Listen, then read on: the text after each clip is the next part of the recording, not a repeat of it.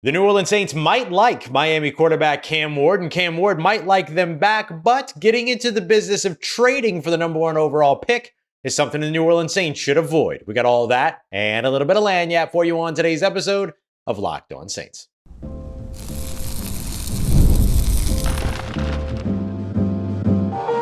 You are Locked On Saints, your daily New Orleans Saints podcast, part of the Locked On Podcast Network, your team every day.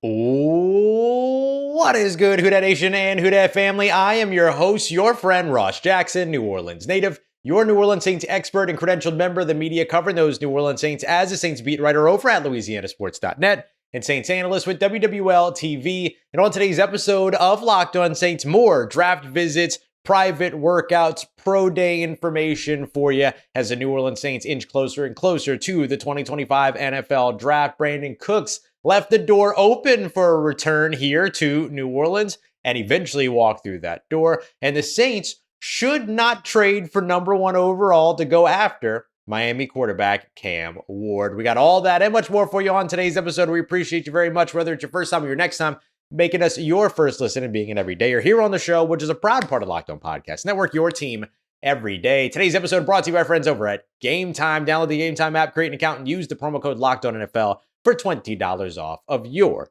first purchase. The New Orleans Saints might like Cam Ward. Cam Ward might like them back. Check the box, yes or no. I'm all about it. I get it. But they should not get into the business of trading up for the number one overall selection in order to draft him. The number one reason why is because the Tennessee Titans aren't going to be interested more than likely, right? Like, we're already hearing that they're doing private extra workouts with the guy and everything like that. Like, it feels very much like the Tennessee Titans are locked in at pick number one with Cam Ward. You're going to see a bunch of reports that say, well, they're still evaluating and they're still looking at other options and they're still taking phone calls and yada, yada. But the Tennessee Titans are very unlikely to actually accept an offer to trade that number one overall pick away when they have no quarterback in their building and no solution on the way in the open market. So the Tennessee Titans should very much be willing to listen, but they need to force themselves to say, no, that's good business. But I doubt they're going to be trading the selection. Number two, the reason is because trading up for the first overall selection in order to draft a quarterback just simply has not been kind to the team that's doing the trading. You go all the way back to 1975. There have been 5 trades in which a team has moved up for the number one overall selection and drafted a quarterback. Steve Bartkowski, of course, the Atlanta Falcons, not the only time that they've done this, trade up to number one overall. They draft a guy that goes 55 of 65 all time with the Atlanta Falcons. One winning season, which was in 1980, where they were a one and done in the playoffs, where they went 12-4. So it goes to show you just how tough things continue to be over in Atlanta. Let's go to 1990. The Indianapolis Colts trade up for Jeff George. Jeff George has not a single winning season with the Indianapolis Colts. 4 years in Indianapolis before eventually being sent or heading over rather to the Atlanta Falcons, who actually traded the number one overall pick to the Indianapolis Colts in 1990. So Jeff George ends up being in Atlanta after it's all said and done. But during his time with the Colts, who drafted the number one overall, 14-35. In 2001, here we go again, the Atlanta Falcons again involved in this situation. They trade up to number one overall and they get Michael Vick. And I will say Michael Vick is the outlier here, right? Michael Vick had success with the Atlanta Falcons. He had success after he returned to the game with the Philadelphia Eagles. However, no Super Bowls, 4 playoff appearances with the Atlanta Falcons in which they went 2-2. Now we go to 2016, of course, Jared Goff, who might also be considered an outlier here. He did get to a Super Bowl, but we're going to talk about that here in just a second. The Los Angeles Rams trade up to number one overall. They grab Jared Goff. Jared Goff has 4 out of 5 of his seasons in Los Angeles were winning seasons. He got a sham Super Bowl appearance after the NOLA no call here in New Orleans. They end up losing that with an inability to do anything on offense. And eventually, the Los Angeles Rams end up trading him away to the Detroit Lions. The Detroit Lions send Matthew Stafford back. And then the Los Angeles Rams win a Super Bowl with a different quarterback. That's not Jared Goff. Very soon after. And let's go to 2023. Very recent. Bryce Young. The Carolina Panthers trade up to number one overall. Bryce Young has gone 6 of 22 in his first 2 years. And I think it's fair to say that the jury is still out on Bryce Young, but the jury is deliberating, and the numbers are not faring well for Bryce Young so far, although he did have a strong finish to the 2024 NFL season. So that's just kind of goes to show that things weren't super great for all those teams that ended up trading up for the number 1 overall selection and selecting a quarterback with that pick. History's not on their side. The Tennessee Titans are not going to be on their side because they're not going to be in a hurry to move out of that selection. But let's say that the Saints do it.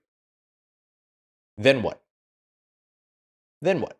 You've got a quarterback and no draft picks to be able to build around, because you're going to have to give up your first round pick this year. You're going to have to give up your first and probably second round pick next year. You're probably going to have some question marks about 2027 draft picks. And likely you're going to have to give up some other top 100 pick here in 2025 as well. So you're severely hampering your ability to have the assets necessary to be able to build your team. And year after year after year, the New Orleans Saints are criticized for their asset management, not investing more picks in the draft class, not bringing in youth. And now you want to ship picks away from this team in prime playmaker, prime immediate impact opportunity area in order to go out there and get this quarterback? The logic just isn't logicking when it comes to it. Now, I will say this. Cam Ward is probably the surest thing at quarterback in this year's draft. There's no doubt about that. But hampering your ability to build around him after you select him is not something that's going to be very friendly to you. The Saints are not in a situation to where they are in a, that they're flush with cash and sit with a surplus of free agent dollars they can go out there and spend around their rookie contract. They're a couple of years away from being able to really do that in earnest. And so drafting Cam Ward now and then not being able to build around him until he's 3 years into his rookie contract or going into the third year of his rookie contract, your window becomes very tight. It would be mismanagement in terms of time management if you turned around and did this. Plus, you have what should be a very good 2026 draft class. We'll see who actually enters. I think people are getting super excited about Arch Manning in 2026. I don't think he's coming out in 2026. The Mannings have been pretty clear that they want him to play 3 years of college football. So I'd be very surprised if he comes out any earlier than that. But even still, Drew Aller, and you've got other quarterbacks out there that will be coming into the draft class that is supposed to be very strong. So instead of giving away your assets for 2026, maybe hold on your assets to 2026 so that you can go and reinvest in the quarterback position in that 2026 NFL draft. And in the meanwhile, build the car first and then go and put the driver in it. Because right now you have the ability to continue to do that, but you're going to be hampered in terms of doing that if you're shipping away all of your draft capital. So that's why I think the New Orleans Saints should not and should avoid trading up to number 1, even if the prize is Cam Ward. And again, you're going to be hard-pressed to get the Tennessee Titans to say yes anyway. History not on their side. Tennessee Titans not on their side. Assets and asset management not on their side. And certainly time not on their side either. Coming up next, New Orleans Saints wide receiver again, Brandin Cooks left the door open for a return and eventually walked right through it. We got that coming up for you as we continue on with today's episode of Locked On Saints, part of Locked On Podcast Network, your team every day. Today's episode of Locked On Saints is brought to you by friends over at Game Time, the best place to go to pick up affordable tickets for all of your favorite events, whether you're into sporting events, whether you want to check out comedy, theater, concerts, like big music concerts, all that kind of stuff. You could find it all over at Game Time. And with Game Time Picks, it's a curation module that makes it even easier to find the best value for your tickets for your favorite events. Easy ticket shopping as well. You could check the Game Time app and bang, there's going to be amazing deals right away. And you get all their peace of mind bits as well. Seat views before you buy your tickets. Toggle on all-in pricing so you can avoid the surprise fees. And then lowest price guarantee as well. You can book in total confidence. Take all the guesswork out of buying tickets by heading over to Game Time today. Download the Game Time app, create an account, use the promo code LOCKEDONNFL. It's going to get you $20 off your first purchase. That's code LOCKEDONNFL for $20 off. Download Game Time today. Last minute tickets, lowest price guaranteed. All right, family, the New Orleans Saints and 2014 first round pick Brandin Cooks, the wide receiver, have reunited And for many, it was a little bit of a surprise. We kind of knew that there was some interest there, but I think a lot of people thought it was a little bit of a surprise because things between the New Orleans Saints and Brandin Cooks back following the 2016 season ended in a way that wasn't so amicable, to say the least.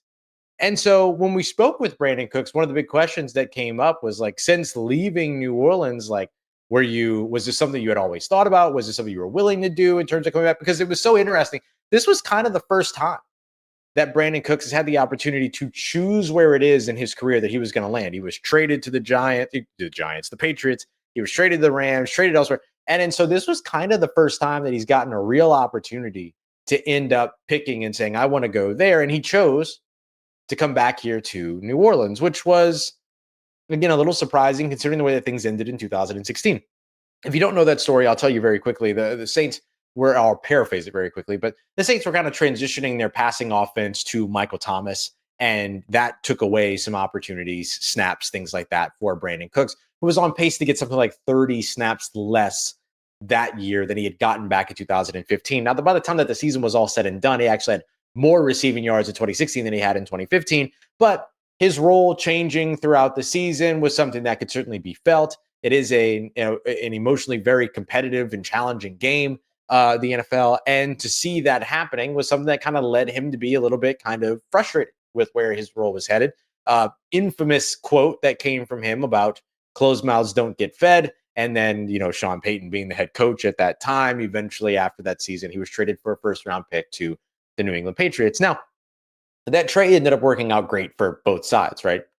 Brandin Cooks went on to have 1,000-yard receiving seasons with 3 different teams. The New Orleans Saints got a first-round pick out of that in that incredible 2017 draft class. That pick would eventually become Ryan Ramczyk, who was a longtime starter at right tackle for them, one of the better offensive linemen they've had throughout their career, and is very likely expected to retire this offseason after June 1st. More than likely, we'll see how that all goes. And so really, the trade worked out for both sides. And now Brandin Cooks returns here to New Orleans with no love lost for the New Orleans Saints. And clearly vice versa. I mean, there's a reason why he's here, right? One of the things that he said was it taught him a lot, right? He said, I mean, it's life in a good way. I think that both sides benefited from it tremendously, as we just mentioned. A lot of great players came through. I went and had success. The team had success. No regrets. There's a reason why I'm back here. You never burn a bridge. So he absolutely kept the door open to return here to New Orleans. And now he's back getting ready for his age 32 season. Didn't have the most spectacular year last year, dealt with injuries, things like that. But one of the biggest question marks around him now is going to be his role. And he was pretty specific about his leadership side of it, but wouldn't really go into detail about what it is that he expects his role to be here in New Orleans upon conversations with people like Kellen Moore and quarterback Derek Carr and all those other things. He said that we'll have to wait until OTAs to figure out what his role looks like. But he did talk about the leadership aspect that he hopes to bring to this team, which I do think is probably one of the most important parts of this signing. The New Orleans Saints had no veteran leader that ever was the number one option in an offense. They had a 7-year guy in Cedric Wilson Jr., who, with all due respect to Cedric Wilson, I think that he can contribute. He certainly has in Kellen Moore's offenses before, but he has never been the number one option in any offense that he's been a part of. Same thing for Dante Pettis, who is the second most senior with 6 years of experience. Now you have Brandin Cooks, who has been a number one option in multiple offenses, 11 years experience, and fits a similar mold to guys like Chris Olave and Rashid Shaheed. And so one of the things that he mentioned about the leadership that comes from it is that learning from his younger years and looking at the way that he approaches the game now, that he kind of approaches it in a different aspect. He said, quote, you get more knowledge, you get more wisdom, and then just the way that you're processing everything as best as you can, taking care of your body, things that matter the most, staying on the field, which I do think is an important aspect of this conversation. Brandin Cooks being a speed guy, talking to 2 other young top options in Chris Olave and Rashid Shaheed, who are also speed guys, can translate the game in such a way that says, here's how you take care of your body and here's how you stay on the field. And that's not been easy for guys like Rashid Shaheed and Chris Olave. Rashid Shaheed's dealt with injury throughout his career. He had an injury coming into the NFL, and he's had an injury each season that has kept him on the sideline for some number of games, sometimes more serious than others. Certainly last year, he had the season-ending surgery that turned into a more in-depth surgery than initially expected, all those other things. Chris Olave, of course, has dealt with injury throughout his time as well. In particular, as of late, the concussions have been a bit of a concern for him. Now, he spent time over the course of the while he was on injured reserve towards the end of the season, during this offseason, working on things that will help him, that strengthening neck muscles, things like that will help him kind of absorb some of that impact. And also, hopefully, he'll be able to stay out on the field, because if he can, he has a real opportunity to reclaim his spot as a top option in the New Orleans Saints offense. And the Saints, of course, can continue to build that passing attack by adding big-bodied receivers in this year's draft, depending upon how the draft goes. Veterans like Keenan Allen and Amari Cooper might be looking to sign. Amari Cooper's got familiarity with Derek Carr, as well as familiarity with Kellen Moore. Kellen Moore has familiarity with Keenan Allen as well. And so those might be two of those veterans that are saying, you know what, I'm going to sit back. I'm going to let teams draft their young wide receivers, and then I'm going to land in a place where I know I've got a role, so that they don't get, effectively, Adrian Peterson, like what happened with Adrian Peterson back in 2017, where he signed with the New Orleans Saints. The Saints turned around, traded up, drafted in the third round, running back Alvin Kamara, and then less than a quarter of the way into the season, Adrian Peterson is an Arizona Cardinal in a day 2, day 3 pick swap, or trade. So I don't blame veterans for sticking around and wanting to see what's going on. So now you have a guy like Brandin Cooks, who can talk to these guys about being a top option in their offense and help them find their progress in terms of moving things along. The other thing, then the last thing I want to highlight too, beyond role, but actually what I will say real quick about role too is, don't expect him to not have a role on the field. He's going to have some kind of role in this offense. There's no doubt about that. But I do think that it is the leadership aspect that he brings that's going to be just as valuable. It's going to be some of the off the field stuff that I think is going to make a big difference. Last thing I want to highlight too is Brandin Cooks shouting out Keith Williams. Shout out to Nick Underhill over at New Orleans Football, who asked Brandin Cooks about his relationship with Keith Williams.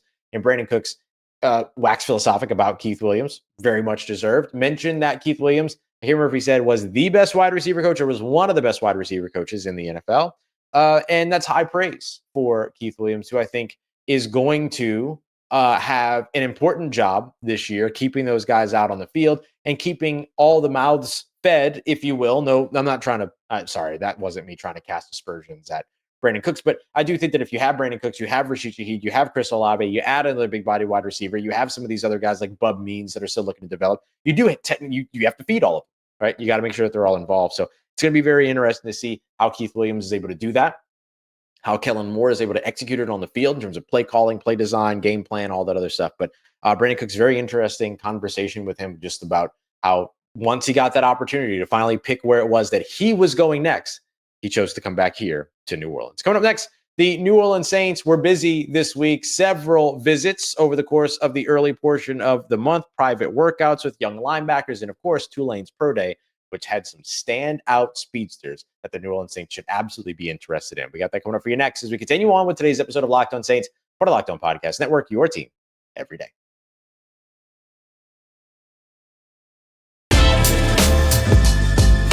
Let's get it, Who Dat Nation. The New Orleans Saints have been busy this month with draft prospect visits, of course, as one would expect. Top 30 visits, of course, underway. The Saints meeting earlier this month with East Carolina cornerback Siobhan Ravel. Now, news breaking that the New Orleans Saints had a top 30 visit with a top offensive lineman in this year's class as well earlier on this month. Let me introduce you to Minnesota Golden Gophers offensive lineman Aireontae Ersrry. Now, Aireontae comes in as a big dude. Starting left tackle for 3 years for the Minnesota Golden Gophers, 6'6", 333 pounds, 331 pounds actually, but it would have been funner if he was 333. But anyway, 6'6", 333 pounds, 34-inch arms. I mean, this dude is a tackle through and through. And that's really interesting, isn't it? Because we've been talking a lot about the New Orleans Saints' need for offensive line, although I did make the argument that the Saints should be focused on their tackle depth as well, because behind Taliesin Fuanga, who started at left tackle last year, and Trevor Penning, who started at right tackle last year, the Saints have a couple of late round selections and a practice squad guy that was added partway through 2024. And a guy that's set to retire soon in Ryan Ramczyk again, as we believe. But Aireontae Ersrry is somebody that is really interesting. Allowed just 12 total pressures in 2024, with just one of those being a sack, according to Pro Football Focus. Over the course of his full 3 years as a tackle, as a starter at left tackle, he allowed just 5 total sacks, 42 pressures in total. That incorporates everything from hits, hurries, and sacks. So really, really outstanding production. There is a belief at the at the league level that he'll be better off as a right tackle than as a blindside protector. So it does create some interesting conversations. The New Orleans Saints just signed Dylan Radins as a potential to start at left guard. But I wonder just how interested the New Orleans Saints would be if a guy like Aireontae ended up being a selection for them in the second or third rounds of this year's draft with a 5.01 40-yard dash, a 29.5-inch vertical, a 9'3" broad jump. I mean, you can see the explosion when it comes to his game, who's athletic, he's big, and all these other things. If they would end up potentially entertaining the idea of selecting a guy like Aireontae Ersrry and then putting him at one of the tackle positions and moving one of those tackles towards the inside. Now, everyone has been clamoring for Trevor Penning to get an opportunity on the inside. I don't know that that makes him any better, but we saw it work out great for Mekhi Becton over in Kellen Moore's offense last year with the Philadelphia Eagles. Before he joined the Philadelphia Eagles, he was a tackle with the New York Jets. Now, I thought that Trevor Penning performed well at right tackle, better than we had seen him perform so far throughout his career last year. And he stayed healthy. He stayed on the field for all 17 games, all those other things. Taliesin Fuanga came in at left tackle and was outstanding for the team. But a lot of people also, beyond the Trevor Penning conversation, thought of Taliesin Fuanga coming into the NFL as a potential guard. So could you be entertaining, would the Saints be willing to entertain the idea of drafting a guy like Aireontae Ersrry, placing him at left tackle, and then moving Taliesin Fuanga into that left guard spot, Dylan Radins being depth across the entire offensive line with the exception of center, but then you also have guys like Will Clapp that can play center and play any of the interior spots. Plus you've got a guy in Landon Young that can play either of those guard tackle spots, and Nick Saldiveri can play guard and center. Remember, former executive director of the Senior Bowl, Jim Nagy, mentioned that Nick Saldiveri's best position might be at center because that's what he played at the Senior Bowl, and they really liked what they saw from him at that spot. We'll see. But interesting thing. Now, it's worth mentioning, too, that being a top 30 visit guy doesn't make you a draft pick, right? Just because they've done this and they've checked in on him and all this other stuff, like, it doesn't necessarily mean that they're in a situation to where, like, Aireontae Ersrry is on their radar and is a must get at the position. But it is an interesting thing that brings up interesting conversation around how the Saints might be looking to manage their offensive line going into 2025. So I'm not yet willing to rule out the idea of the Saints drafting a tackle and then moving one of those other tackles inside if they decide to go that way, or at least later on in the draft, drafting a tackle that can come in and be depth. I don't think Ersrry is a guy that you draft in the second or third round just to be depth, but you do got to be ready post Trevor Penning's rookie contract. Does he stay? Does he go? What happens? The Saints keep him? All this other stuff. Will they pick up his 5th-year option? We'll find out in May. All this other stuff. So lots to consider when it comes to all that. Saints also, according to Cameron Wolf over at ESPN, held a private workout with Oklahoma State linebacker Nickolas Martin, also referred to simply as Nick Martin. Had a super productive 2023 season, but did have a knee injury that ended his 2024 season early. Appeared in just 5 games last year, missed the last 7. But his 2023 was really impressive. He led the Big 12 in solo and combined assisted tackles, 140 total tackles. That's insane. Especially at the collegiate level as a linebacker. And by the way, a 5'11", 221-pound linebacker, by the way. We're talking about an undersized guy here.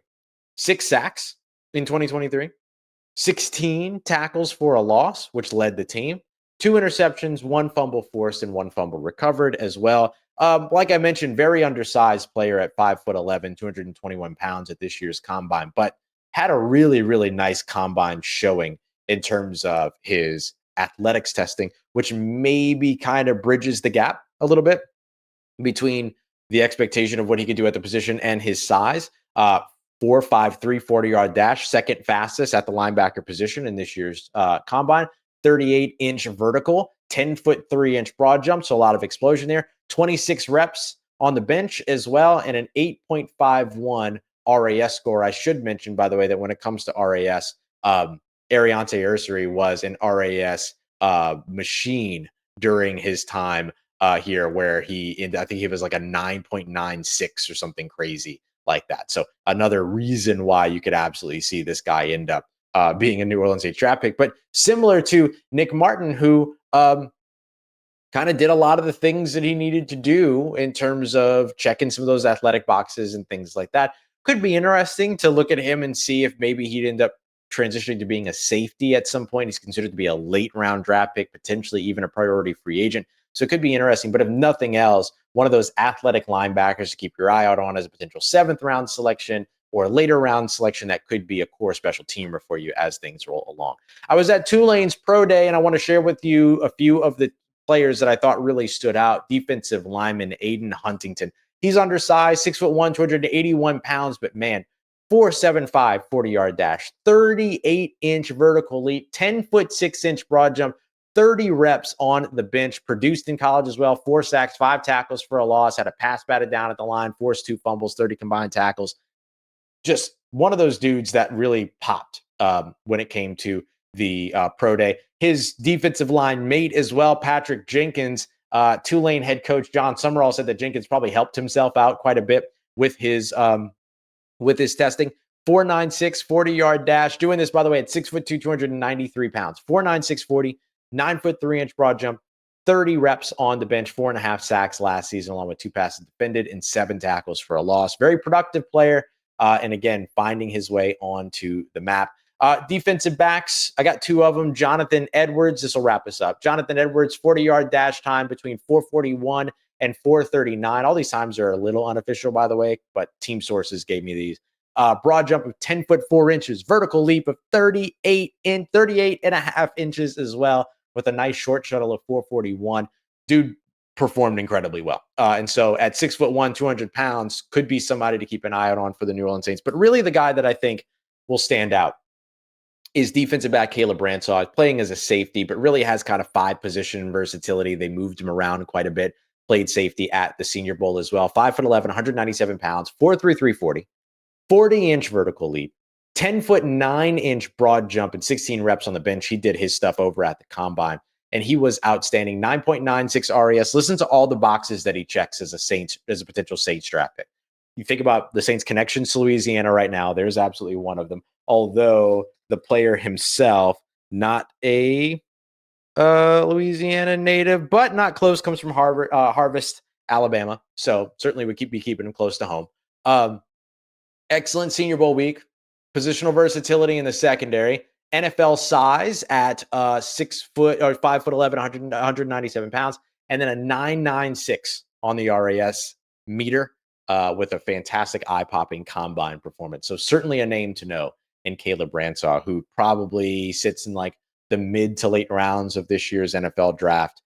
Could be interesting. Could be an interesting guy to keep an eye out on. So, all right, coming up in tomorrow's episode, I'll be at LSU's Pro Day later on today. So I'll make sure I bring you any insights from that. We'll hopefully be hearing from Dylan Radins as well as Ugo Amadi rejoining the team. So we'll give you all that in tomorrow's episode. We appreciate you very much for making us a part of your day, part of your routine, for saying yes to me on the show. As always, if you see me, please say hi. If you need anything else around your New Orleans Saints in between these episodes, make sure you follow me on your favorite social media at Ross Jackson, NOLA. Hit me up. Let me know how the family's doing. Let me know how you're living. Let me know how you're momming them. Trust Who Dat Nation. I'll holla at you.